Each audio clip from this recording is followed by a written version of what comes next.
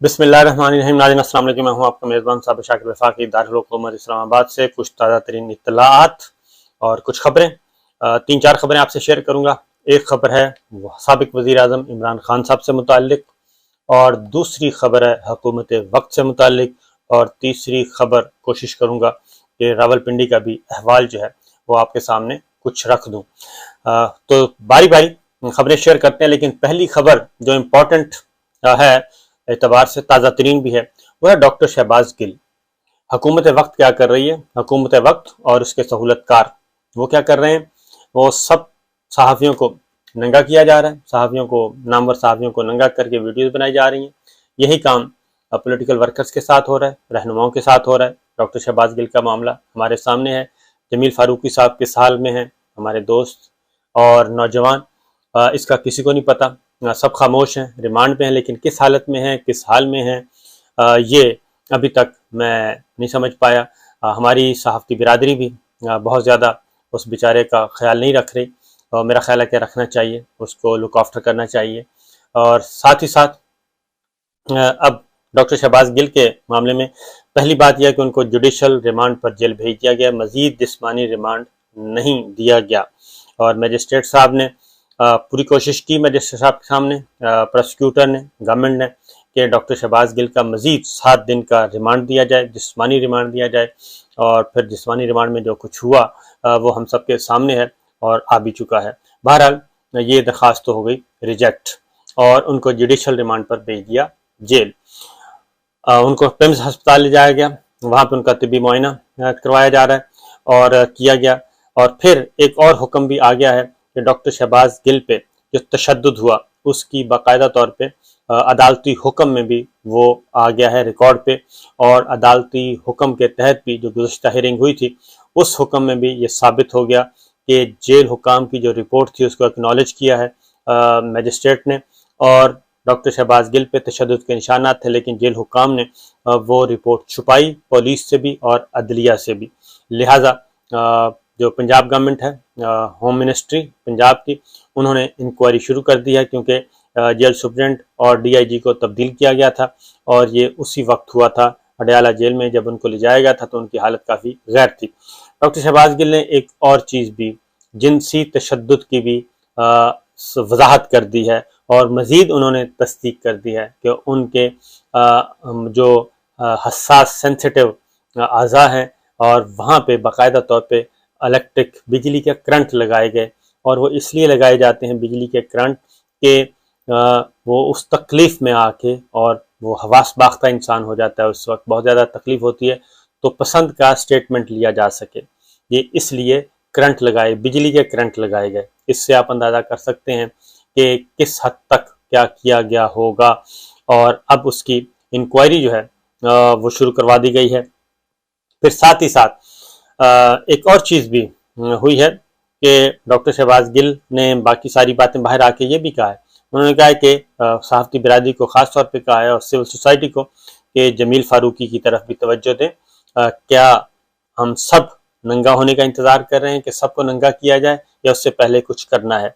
तो मैं भी यही कह रहा हूँ कि ये बहुत ही ख़तरनाक रुझान है, और अगर इसको ना रोका गया तो फिर किसी भी शहरी की इज्जत महफूज, पहले भी हालात ख़राब हैं, लेकिन अब मज़ीद किसी की इज्जत महफूज नहीं रहेगी, और डराया जाता रहेगा। और फिर ये आर्काइव बनाया जाता है। अफसोसनाक बात यह है कि सारी चीज़ों को आर्काइव के तौर पे रखा जाता है, तो उसके बाद फिर इंसानों को खौफजदा रखा जाता है। तो बहरहाल अल्लाह ताला हम सब पे रहम करे। तो डॉक्टर शहबाज गिल के लिए यह एक अच्छी खबर। दूसरी तरफ अब इमरान खान साहब ने एक और अहम फैसला किया, क्योंकि उनको गिरफ्तारी से डराया जा रहा था। गिरफ्तारी से डराया जा रहा था, और कहा जा रहा था कि जनाब एहतसाब अदालत में जब भी पेश होंगे तो उनकी ज़मानत खारिज हो जाएगी, तो उनको हम फौरी तौर पे गिरफ्तार कर लेंगे।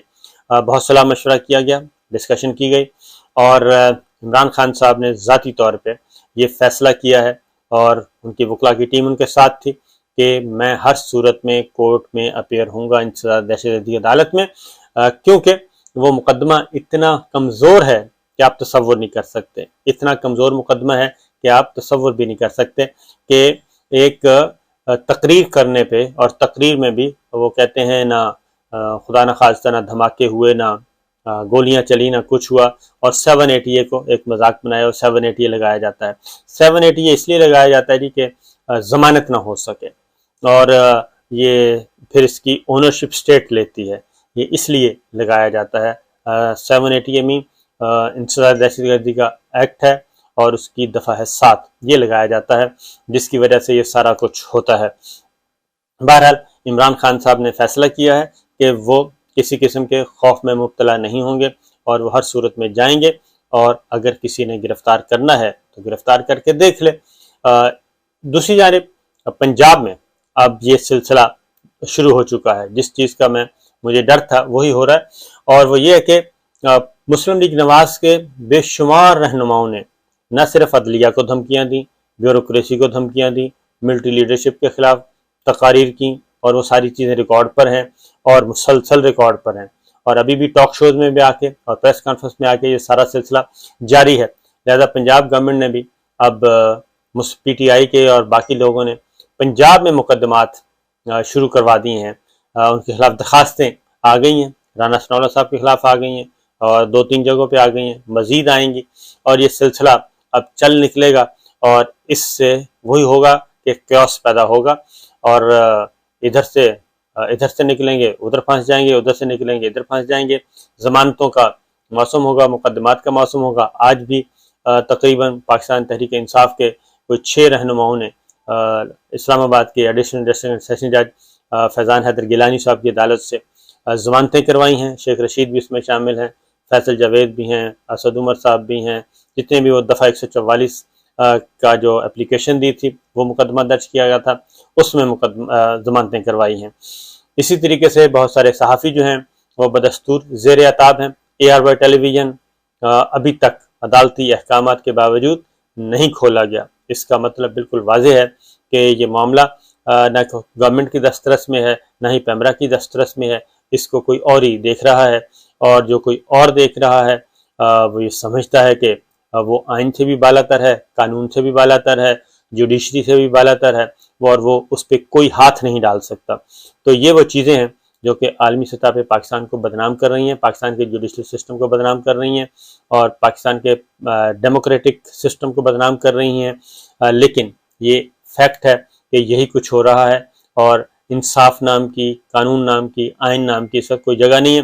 اور بدقسمتی کی بات یہ ہے کہ بہت سارے لوگ جو ہیں ہماری برادری کے، میڈیا بھی اس پہ خاموش ہے، اور یونینز جو ہیں وہ احتجاج کر رہی ہیں، PFUJ وہ احتجاج کر رہی ہیں، لیکن یہ احتجاج ہمیں مختلف ٹیلی ویژن کی اسکرین پہ نظر نہیں آتا، کیونکہ وہ کہتے ہیں کہ بس جس کے ساتھ ہو رہا ہے وہ کافی ہے۔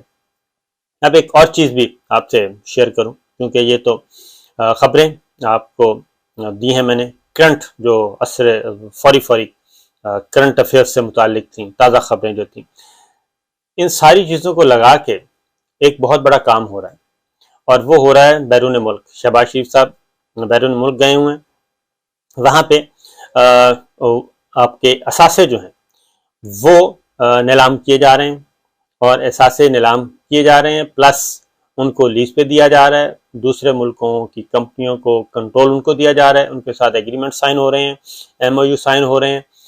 یہ کوئی پرائیویٹائزیشن جسے کہتے ہیں، نجکاری کا عمل، یہ سب کچھ ہوتا ہے، لیکن اس میں ہوتا ہے آئین، قانون، ضابطے، اس کو فالو کیا جاتا ہے، اور ایک پروسیجر ہوتا ہے۔ لیکن جو اب اطلاعات آ رہی ہیں وہ یہ ہیں کہ رولز ریلیکس کیے گئے ہیں، ہمارے جو اہم قیمتی اثاثے ہیں ان کو لیز پہ دینا ہے، ان کو فروخت کرنا ہے، غیر ملکی کمپنیوں کے حوالے سے ان کو دینا ہے، تو اس میں رولز ریلیکس کر دیے گئے ہیں۔